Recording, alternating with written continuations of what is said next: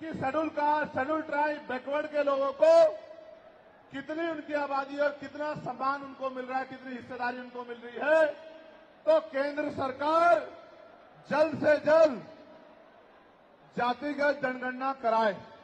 जब तक जातिगत जनगणना नहीं होगी तब तक सबसे पहले स्पष्ट ही नहीं होगा जो आज षड्यंत्र किया गया है और कुछ लोगों को जानबूझ के उनके मुंह से कहलवाया जा रहा है कि इस जाति का हिस्सा ये लोग खा रहे हैं, इस जाति का हिस्सा ये लोग खा रहे हैं, इस जाति का हिस्सा ये लोग खा रहे हैं।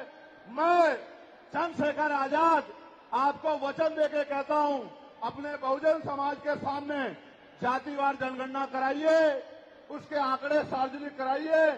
अगर अंतिम पायदान पर रहने वाले जिनको डीएससी के भाई कहा गया है, जो हमारा परिवार है, अगर उनका 1% आरक्षण भी पॉइंट के बराबर भी कमजोर पड़ रहा होगा तो मैं वचन देता हूं कि इससे बड़ी रैली उनके समर्थन में हम लोग करेंगे।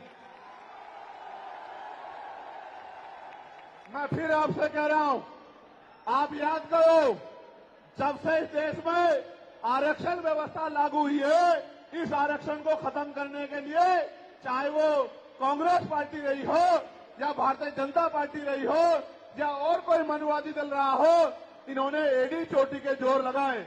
और आज जिन जातियों को गाली दी जा रही है, ये वही जातियां हैं जिन्होंने अपने बच्चे कुर्बान कर दिए लेकिन अपने अधिकारों की रक्षा की और आज भी इस देश में आरक्षण बचा हुआ है, नौकरियां बची हुई है, हिस्सेदारी बची हुई है, राजनीतिक व्यवस्था कायम है, लोकतांत्रिक व्यवस्था है। तो धन्यवाद करना चाहिए उन जातियों का जिन्होंने अपने प्राणों का बलिदान दे दिया, लाठी डंडे खाए, गोलियां खाई, लेकिन अपने अधिकारों को छीनने नहीं दिया। सब लोगों को उनका धन्यवाद करना चाहिए। लेकिन दुश्मन का ये षड्यंत्र है और दुश्मन बड़ा समझदार है। दुश्मन जानता है कि 2 अप्रैल 2018 के बाद में ये दलित समाज एकजुट हो गया था। जब दलित समाज एकजुट हुआ तो वो ये सोचने लगे कि इनकी एकता को कैसे तोड़ा जाए।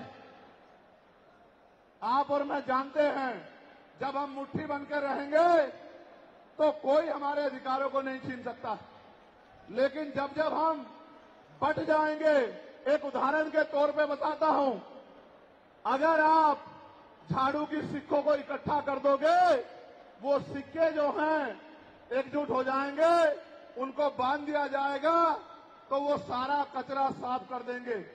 लेकिन अगर वो जो सिक्के होते हैं, अगर आपने उनको अलग अलग कर दिया तो वो कचरा साफ नहीं कर पाएंगे, वो खुद कचरा बन जाएंगे, उनकी कोई हैसियत नहीं बनेगी। इसलिए हमारे महापुरुषों ने बहुजन समाज में भाईचारे की बात की। और आप महसूस करो, बाबा साहब अम्बेडकर ने क्या नारा दिया? शिक्षित बनो, संगठित रहो और संघर्ष करो। हमें शिक्षित भी बनना है, संगठित भी होना है और अपने विरोधियों, बैरियों के खिलाफ संघर्ष भी करना है, अपने अधिकारों के लिए संघर्ष भी करना है। मैं जब देश के बाहर गया तो मैंने देखा कि वो लोग तरक्की कर रहे हैं, उनकी जिंदगी खुशहाल है, उनकी जिंदगी अच्छी बन रही है। लेकिन उनकी जिंदगी तो अच्छी बन रही है, लेकिन 75 साल की आजादी के बाद आज भी भारत में 80% लोग ऐसे हैं जो रोटी, कपड़ा, मकान से वंचित है, जिनको इज्जत की जिंदगी नहीं मिल रही। तो मैं ये देख रहा था, मुझे बड़ी खुशी हो रही थी, लेकिन जब मैं भारत की तरफ देखता हूं तो बड़ी निराशा हाथ लगती है।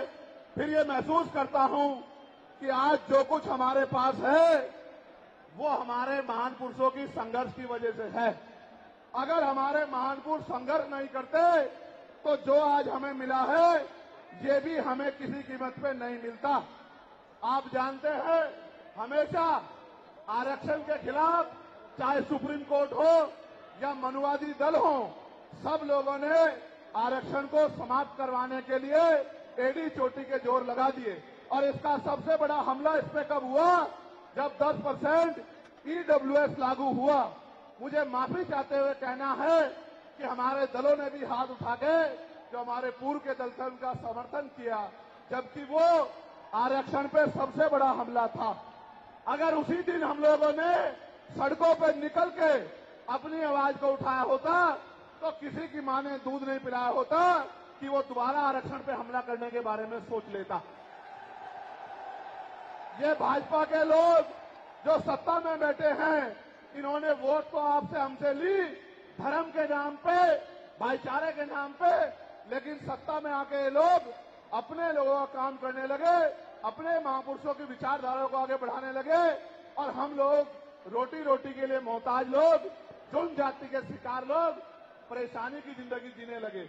मैं चाहता हूं कि जो जिंदगी हमारे लोग ऑस्ट्रेलिया में जी रहे हैं, ऑस्ट्रिया में जी रहे हैं, इटली में जी रहे हैं, यूरोप में जी रहे हैं, पूरे अमेरिका में जी रहे हैं, कनाडा में जी रहे हैं, हॉलैंड में जी रहे हैं, नीदरलैंड में जी रहे हैं, ऐसी जिंदगी की व्यवस्था भारत में भी हो।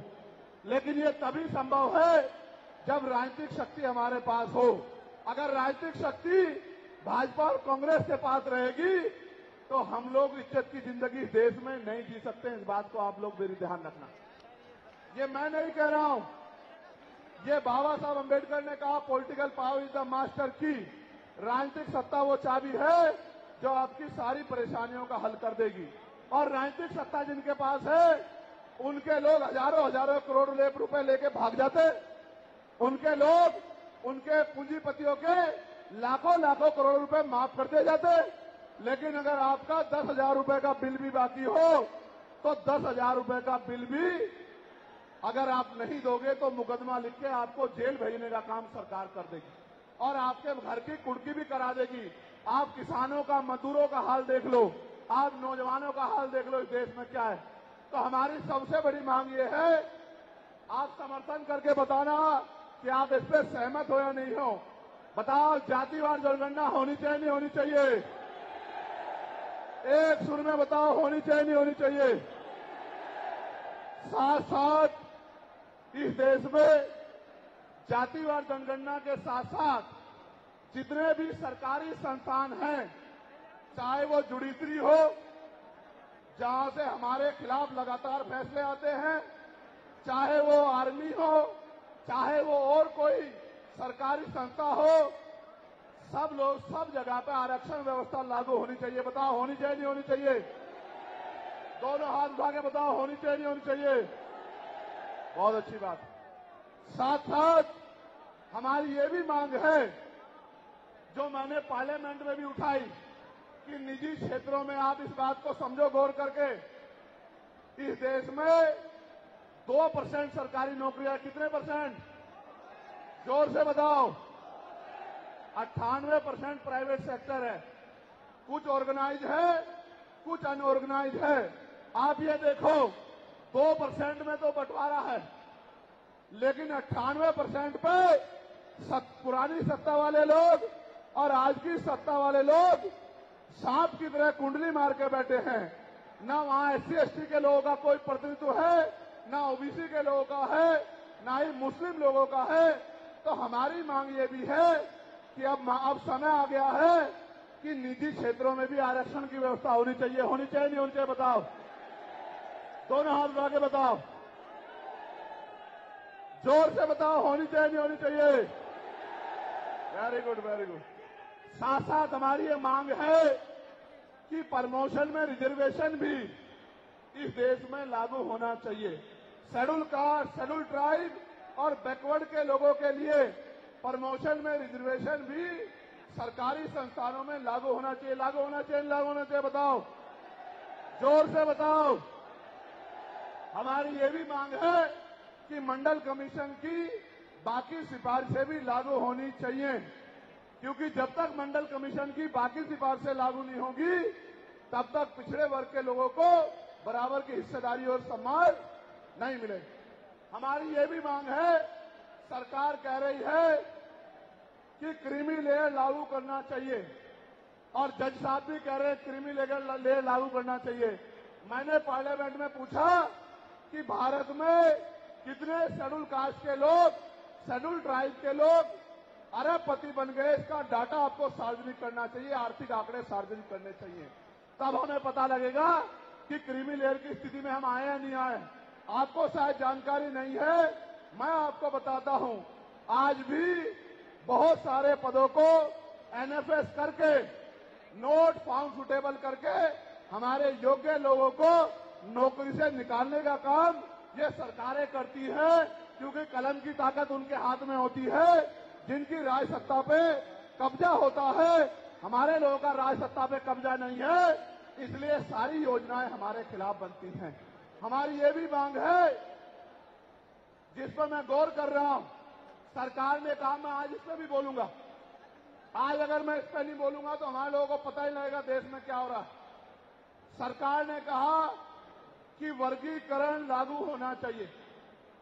मैंने आपको बताया कि बातें तो बहुत लोग करते हैं, लेकिन जब आरक्षण पे हमला होता है, जब और किसी तरीके से आरक्षण को खत्म किया जाता है, जब गांव-गांव जाके लोगों को समझाने का प्रयास किया जाता है, तब जिन जातियों को आज सरकार के इशारे पे गाली दी जा रही है, उनको ही उन्हीं की जिम्मेदारी मान के लोग घर में बैठ जाते हैं कि भाई यही आरक्षण की रक्षा करेंगे, यही अधिकारों की रक्षा करेंगे।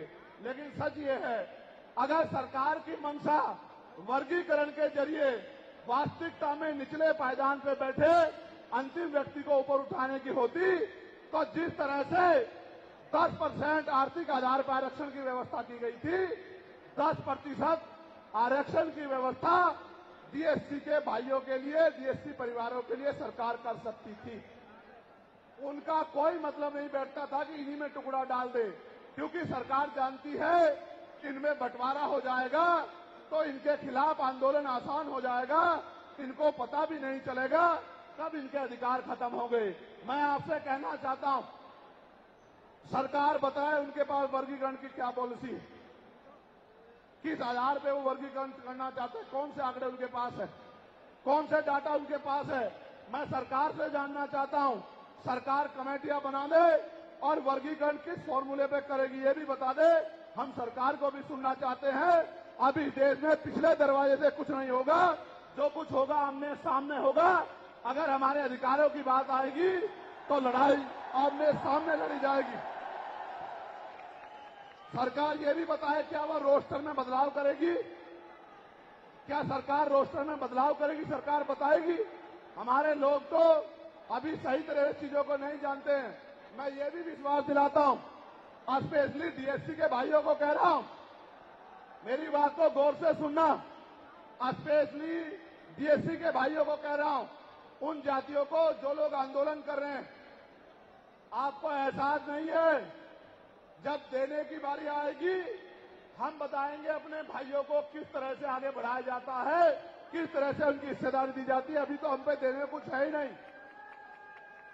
मैं आपको विश्वास दिला कहता हूं, डीएससी के जो हमारे भाई हैं, वाल्मीकि समाज के भाई हों, धानुक समाज के भाई हों और बागड़ी समाज के भाई हों और किसी सैसी समाज के भाई हों, मैं चंद्रशेखर आजाद वचन देके कहता हूं बहुजन समाज के सामने, ये हमारी आपसी बातचीत है।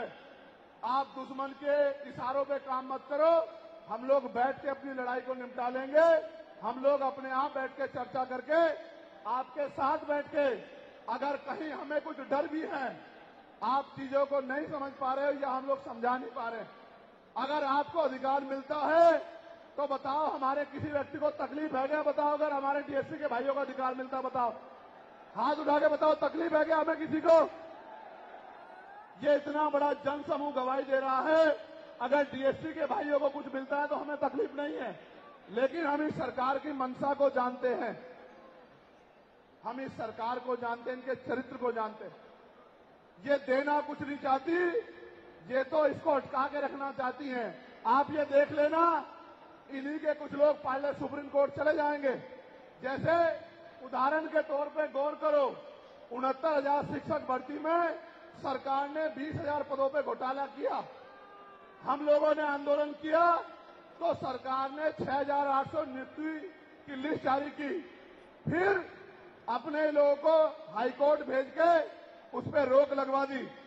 फिर हाईकोर्ट पे फिर हमारे लोग लड़े तो उन्होंने कहा दोबारा लिस्ट जारी करो, इनको अधिकार मिलना चाहिए।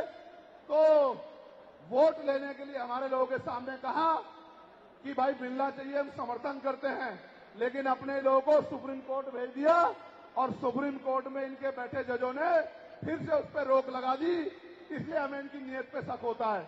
मुझे डर ये भी है, अगर ये अधिकार स्टेट गवर्नमेंट को दे दिए गए तो ये कॉन्स्टिट्यूशन का तो बहुत बड़ा वॉयलेशन होगा ही, 340 का, 341 का, लेकिन ए का। लेकिन सबसे बड़ा खतरा ये है कि कल जो सरकार सत्ता में आएगी वो किसी भी अन्य जाति के लोगों को शेड्यूल कास्ट में उनको शामिल करके आपके पूरे अधिकार को छीन-बीन कर सकती है।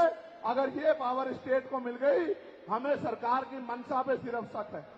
हमने ये भी मांग की, आपको याद होगा, यूपी के साथी हमारे जानते हैं, हमने 2 साल पहले, पौने 2 साल पहले मांग की थी कि जो 52% ओबीसी हैं उनको 27% रिजर्वेशन सुप्रीम कोर्ट के लोगों ने दिया, आबादी से आधा। सुप्रीम कोर्ट ने मंडल कमीशन की रिपोर्ट के बाद ना चाहते हुए सरकार ने कर दिया, तो सुप्रीम कोर्ट ने अपने तरीके से रोक लगा के 27% दिया। हमने मांग की पौने 2 साल पहले यूपी में, गोरखपुर में पीसी करके, कि ओबीसी की आबादी तो 52% ही है, तो 15%, 27% से अलग 15% आरक्षण की व्यवस्था अलग से अति पिछड़ी जातियों को करानी चाहिए। मांग हमने पौने 2 साल पहले उत्तर प्रदेश में उठाई थी। उसके बाद उसी दिन हमने मांग उठाई, क्योंकि हमें नैतिक चरित्र है। हम बाबा साहब अम्बेडकर को, माननीय काशीराम साहब को अपना नेता मानते हैं, हम ज्योतिबा फूले साहू जी महाराज को अपना नेता मानते हैं। हमने मांग उठाई थी, हम मामला रामसू वर्मा और सर छोटू राम को अपना नेता मानते हैं, हम चौधरी महाराज सिंह भारती को अपना नेता मानते हैं, हम कोतवाल धन सिंह गुर्जर को अपना नेता मानते हैं। हमने मांग उठाई थी कि भाई हमारी आबादी बढ़ रही है, 2011 के बाद जनगणना नहीं हुई, और जो जनगणना हुई उसके आंकड़े जारी नहीं हुए। इसलिए हम लोग मांग करते हैं कि जिन जातियों को अवसर नहीं मिले, पहले तो उनको तैयार किया जाए और फिर उनको 5% अतिरिक्त आरक्षण शेड्यूल कास्ट में 15% अतिरिक्त देकर उनको मुख्य धारा में लाया जाए। जब हम 2 साल पहले इसकी मांग कर रहे हैं, तो हम डीएससी के भाइयों के विरोधी कैसे हो सकते हैं, आप लोग बताओ। तब तो वो आंदोलन भी नहीं चला रहे थे, हम तो आंदोलन चला के मांग कर रहे थे कि मिलना चाहिए, मिलना चाहिए। लेकिन मैं आज भी कहता हूं, हमारी ये मांग है कि अब समय आ गया देश में कि आरक्षण की सीमा बढ़ाई जानी चाहिए, आरक्षण की कैप खत्म की जानी चाहिए और 100% रिजर्वेशन इस देश में लागू होना चाहिए। जिसकी जितनी संख्या भारी, उसकी उतनी हिस्सेदारी का लाभ उनको मिलना चाहिए। आप फिर कह रहा हूं, जातिगत जनगणना कराओ और 100% आरक्षण करो। मैं तो स्वर्ण जातियों का सबसे बड़ा हितैषी हूं, उनको 10% आरक्षण क्यों दे रहे हो? मेरी ये मांग है। मैं तो अपने लोगों के आरक्षण में से भी उनके लिए मांग करता हूं। उनकी आबादी तो 15% भी नहीं है। मैं ये कहता हूं कि उनका अलग से ब्लॉक बना के उनको 20% आरक्षण सरकार को देना चाहिए और 80% आरक्षण को एससी, एसटी, ओबीसी के लिए फ्री कर देना चाहिए। जबकि काशीराम साहब तो 85% की बात करते थे, लेकिन मैं समझता हूं कि उनमें भी लोग गरीब हैं, इसलिए मैं उनका 5% और बढ़ा रहा हूं। लेकिन पहले देश को ये तो बता दो, जातिगत जनगणना करा के, कि भाई अभी तक उनका प्रतिनिधित्व कितना है, अभी तक उनकी सरकारी नौकरियों में हिस्सेदारी कितनी है और कितनी कमी उनकी है जो आपने 10% उनको दे दिया। आज हम लोग एक और मांग भी उठाते हैं कि कास्ट का आरक्षण बढ़ा के उसकी संख्या के आधार पे 25% करना चाहिए। बताओ सहमत हो नहीं सहमत हो? जोर से हाथ उठा के, दोनों हाथ उठा के बताओ सहमत हो नहीं सहमत हो? तो ये हमारी वो मांगे हैं जिनके लिए आज हम लोग यहाँ इकट्ठा हुए हैं। और हम इकट्ठा नहीं हुए आज तो मजबूरी या अपने देश से प्यार था कि हमने अपने आंदोलन को बदलाव कर लिया। अगली बार अधिवेशन तो होगा इंदौर में, लेकिन जब होगा तो इस बार एक और बड़ा आंदोलन रामलीला मैदान में, और रामलीला मैदान से अपनी ही पार्लियामेंट का घेराव करके अपनी मांगों को उठाने के लिए हम लोग करेंगे। बताओ मदद करोगे नहीं करोगे?